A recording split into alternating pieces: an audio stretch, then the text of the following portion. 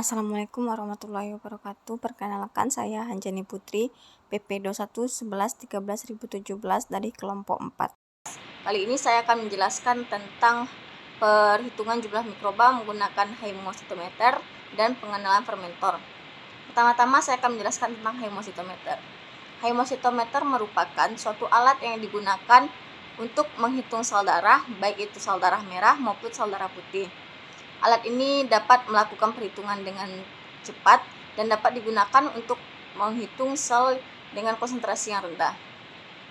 Hemositometer ditemukan oleh Louis Charles Malassez yang memiliki garis-garis mikroskopis pada permukaan kacanya. Keuntungan dari penggunaan hemositometer ini yaitu dapat menghitung sel yang hidup maupun yang mati tergantung dari jenis pewarna yang akan digunakan. Selanjutnya itu tipe-tipe hemositometer. Tipe-tipe hemositometer ada 9. Yang pertama itu Neubauer yang memiliki luas keseluruhan itu 9 mm kuadrat dan kedalamannya 0,1 mm. Terdiri dari 9 kotak utama yang luasnya itu 1 mm kuadrat. Kotak utama yang di bagian tengah digunakan untuk perhitungan. Kotak utama ini terbagi lagi menjadi 16 kotak besar dan setiap kotak besar itu dibagi lagi menjadi 16 kotak-kotak kecil dengan ukuran 0,05 kali 0,05 mm. Sedangkan untuk 8 kotak lainnya itu hanya terbagi menjadi 16 kotak besar saja. Yang kedua yaitu Neubauer Improve. Pada Neubauer Improve, kotak utama itu terbagi menjadi 25 kotak besar dan setiap kotak-kotak besar terbagi menjadi 16 kotak-kotak kecil dengan ukuran 0,05 mm kali 0,05 mm. Untuk 8 kotak lainnya hanya terbagi menjadi 16 kotak besar saja. Yang ketiga yaitu Neubauer Improve Breakline. Pada dasarnya jenis hemositometer ini sama dengan jenis Neubauer Improve. Demikian juga dengan cara ataupun aturan perhitungannya. Yang membedakan kedua jenis ini yaitu pada tampilan saat diamati menggunakan mikroskop. Pada jenis Breakline ini area perhitungan tampak gelap, sangat tipis dan semi transparan yang dilapisi oleh rhodium. Sedangkan garis-garis pembatasnya itu akan tampak menyala. Tampilan dengan kontrasan yang sangat mencolok ini akan meningkatkan keakuratan dalam perhitungan. Namun dalam pembersihan dan perawatannya itu sangat sensitif dan lapisan rhodium itu sangat mudah rusak atau terhapus pada saat pembersihan, sehingga untuk pembersihan dibutuhkan ketelitian yang lebih ekstrak. Yang keempat yaitu Barker. Memiliki luas areanya itu 9,3 mm kuadrat dengan kedalaman 0,1 mm. Terdiri dari 9 kotak utama yang masing-masing luasnya itu 1 mm kuadrat. Kotak utama ini dibagi menjadi 16 kotak besar dan setiap kotak besar dibagi lagi menjadi 16 kotak-kotak kecil. Yang kelima itu ada Thwart. Luas keseluruhannya itu 9 mm kuadrat dan kedalamannya 0,1 mm. Yang terdiri dari 9 kotak utama yang masing-masing luasnya itu 1 mm kuadrat. Kotak utama bagian tengah digunakan untuk perhitungan dan kotak utama ini terbagi menjadi 25 kotak besar dan setiap kotak besar dibagi lagi menjadi 16 kotak-kotak kecil. Sedangkan untuk 8 kotak lainnya itu dibagi 16 kotak besar saja. Untuk pembagian kotaknya jenis Thwart ini sama dengan jenis Neubauer Improve. Namun yang membedakan kedua jenis ini yaitu dengan adanya garis ganda yang membatasi semua kotak-kotak besar yang ada dalam area perhitungan. Yang keenam itu Thoma. Luas keseluruhannya itu 1,21 mm kuadrat dan kedalamannya itu 0,1 mm. Hanya terdiri dari satu kotak utama yang berada di tengah untuk perhitungan. Kotak utama ini terbagi lagi menjadi 16 kotak besar dan setiap kotak besar dibagi lagi menjadi 16 kotak-kotak kecil. Sedangkan di bagian atas, bawah, kanan, dan kiri kotak utama hanya terdiri dari garis lurus yang merupakan lanjutan dari garis-garis lurus pada kotak utama. Yang ketujuh itu Thoma New. Pada Thoma New ini konsepnya itu sama dengan Thoma terdahulu. Yang membedakan kedua jenis ini itu tidak adanya garis bertumpuk 3 yang menjadi pembatas kotak-kotak besar pada kotak utama. Yang kedelapan yaitu Nugget. Luas keseluruhannya itu 100 mm kuadrat dan kedalamannya 0,5 mm. dan kedalaman area perhitungan ini dapat divariasi menjadi 2,25 mm atau 1 mm. Hanya saja variasi ini hanya dapat dilakukan pemesanan khusus pada pabrik produsennya. Dan terbagi menjadi 40 area berbentuk persegi panjang ukuran 10 x 0,25 mm, dan pada bagian tengah area perhitungan itu ditandai dengan garis ganda. Yang ke-9 itu ada Fuchs Rosenthal, yang mana memiliki luas area itu 16 mm kuadrat dan kedalaman 0,2 mm. Terdiri dari 16 kotak besar yang berukuran 1 mm kuadrat, dan masing-masingnya terbagi lagi menjadi 16 kotak kecil ukuran 0,25 x 0,25. Antara kotak-kotak besar itu dibatasi dengan garis tebal, sedangkan untuk kotak-kotak kecil hanya dibatasi dengan garis yang lebih tipis. Selanjutnya itu ada bagian-bagian dari hemositometer. Yang pertama itu ada kamar hitung, yaitu suatu ruangan dengan ukuran yang sangat kecil yang digunakan untuk menghitung jumlah sel darah merah dengan menggunakan sampel yang sedikit.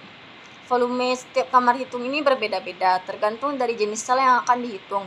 Selanjutnya itu pipetoma leukosit, yang digunakan untuk mengencerkan darah dalam pemeriksaan jumlah leukosit dan eosinofil. Yang ketiga itu pipetoma eritrosit, digunakan untuk mengencerkan darah dalam pemeriksaan jumlah eritrosit dan trombosit. Yang keempat itu ada kaca penutup, digunakan untuk menutup preparat gelas objek. Kaca penutup ini juga dapat digunakan sebagai penutup kamar hemositometer. Objek gelas ini digunakan untuk sebagai tempat preparat atau sampel yang akan diamati. Yang kelima itu ada aspirator atau pengisap, terbuat dari bahan yang lentur dan elastis yang bisa dibengkokkan. Hemositometer ini berisi 2 buah aspirator dengan ujung berwarna merah untuk menghitung jumlah eritrosit dan ujungnya yang putih untuk menghitung jumlah leukosit. Selanjutnya yaitu pengenalan fermenter. Fermenter atau bioreaktor adalah suatu unit alat yang digunakan untuk melangsungkan proses biokimia dari suatu bahan baku menjadi suatu produk yang diinginkan, di mana prosesnya dikatalisis oleh enzim-enzim mikrobial atau isolat enzim murni. Parameter-parameter yang harus dikontrol pada fermenter yaitu pH, suhu, oksigen terlarut atau aerasi, agitasi, bahan baku, dan nutrisi. Fermenter atau bioreaktor harus menyediakan beberapa hal. Yang pertama itu agitasi untuk pencampuran sel dan medium. Yang kedua, aerasi atau fermentasi aerobik itu untuk suplai oksigen. Yang ketiga, pengaturan faktor-faktor seperti suhu, pH, tekanan, aerasi, pemberian nutrisi, dan level cairan. Yang keempat itu sterilisasi dan pemeliharaan sterilitas. Dan yang kelima itu penarikan sel atau media. Selanjutnya itu prinsip-prinsip dari fermenter atau bioreaktor. Fermenter atau bioreaktor adalah jantung dari setiap proses biokimia karena menyediakan lingkungan bagi mikroorganisme untuk memperoleh pertumbuhan optimal dan menghasilkan metabolit untuk biotransformasi dan biokonversi substrat menjadi produk yang diinginkan. Yang kedua itu reaktor dapat direkayasa atau diproduksi berdasarkan kebutuhan pertumbuhan organisme yang digunakan. Selanjutnya, reaktor adalah mesin yang dapat dibuat untuk mengubah bahan berbasis biologis menjadi produk yang diinginkan. Yang selanjutnya itu dapat digunakan untuk produksi berbagai enzim dan proses biokatalisis lainnya. Selanjutnya ada jenis-jenis dari fermentor. Fermentor itu terbagi menjadi 5 jenis. Yang pertama itu fermentor tangki berpengaduk. Dalam fermentor tangki pengaduk ini, pengaduk itu berputar dan penyekatnya itu terletak di bagian atas atau bawah. Fermentor ini menggunakan proses batch atau fermentasi. Keuntungan dari fermentor ini itu mudah dioperasikan, adanya kontrol suhu yang baik, konstruksinya cukup sederhana, biaya operasinya rendah, mudah untuk dibersihkan dan tidak menyebabkan kerusakan pada sel. Sedangkan untuk kekurangan dari fermentor ini itu tidak dapat digunakan untuk sel atau enzim yang tidak bergerak dan produktivitas volumetriknya itu rendah. Selanjutnya itu ada fermentor airlift yang terdiri dari satu wadah di dalam tabung hampa itu hadir. Tabung hampa itu mengacu pada draft tube. Ada saluran masuk aliran gas yang terletak di bagian bawah fermentor itu untuk memungkinkan lewatnya oksigen.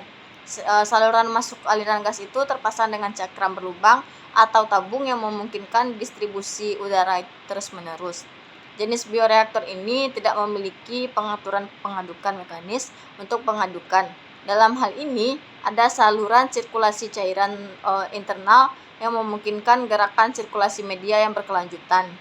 Dalam fermentasi ini terjadi pada tingkat volume dan sirkulasi yang tetap.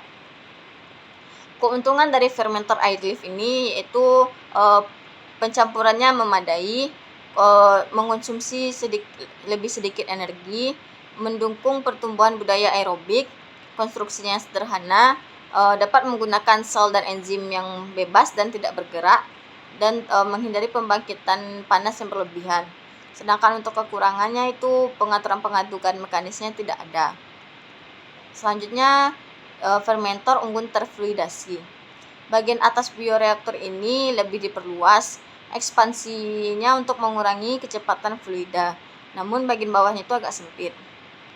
Fermenter unggul terfluidasi ini dirancang sedemikian rupa di mana penahan solidnya itu ada di dalam pembuluh dan cairan itu mengalir keluar. Gas yang cukup dimasukkan ke dalam medium untuk membentuk unggun terfluidasi gas cair padatan yang sesuai. Dengan menggunakan bioferment semacam ini, orang harus memperhatikan bahwa partikel yang tersuspensi itu tidak boleh terlalu ringan maupun terlalu berat. Dan yang kedua, harus ada daur ulang terus-menerus dari medium untuk bioproses yang baik. Selanjutnya itu keuntungan dari fermenter ini adalah campuran isinya sangat seragam, mempertahankan gradien suhu yang seragam, dapat digunakan untuk operasi terus-menerus, menghasilkan produktivitas volumetrik yang lebih tinggi, tidak adanya penyumbatan partikel, dan fermenter itu tempat tidurnya itu dikemas. Matriks padat yang digunakan untuk fermenter umumnya itu berpori atau tidak berpori, sangat kompresibel dan kaku. Dalam biofermenter semacam ini, kaldu nutrisi itu terus mengalir di atas biokatalis yang termobilisasi. Setelah itu, suatu produk itu melepaskan ke dalam cairan itu wadah biakan dan akhirnya dikeluarkan. Dalam bioreaktor ini, aliran cairan dapat naik dan turun. Keuntungannya itu biaya operasinya rendah, dapat dioperasikan terus-menerus, pemisahan biokatalis mudah, dan banyak digunakan dalam rekayasa air limbah. Kekurangannya itu ada gradien panas yang tidak diinginkan, kontrol suhunya yang buruk, adanya pergantian di porositas tempat tidur, melibatkan risiko penyumbatan partikel yang lebih tinggi. Yang terakhir itu ada fermenter foto. Fermenter ini bekerja berdasarkan prinsip energi cahaya yang melibatkan paparan langsung ke sinar matahari atau melalui beberapa pencahayaan buatan. Fermenter foto digunakan secara luas untuk produksi karoten, astaxanthin, dan lain-lain. Jenis bioreaktor ini pada dasarnya terbuat dari kaca atau plastik. Fermenter ini terdiri dari satu wadah dan jumlah tabung atau panel.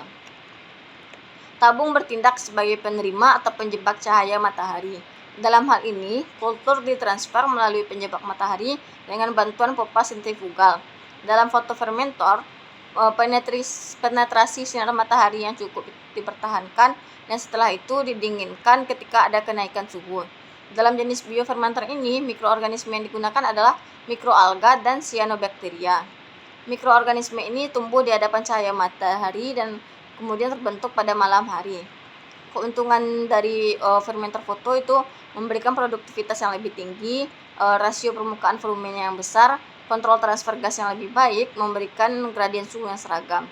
Kekurangannya itu ada metodenya mahal untuk digunakan dan kesulitannya teknisnya itu dalam proses sterilisasi. Sekian, terima kasih. Assalamualaikum warahmatullahi wabarakatuh.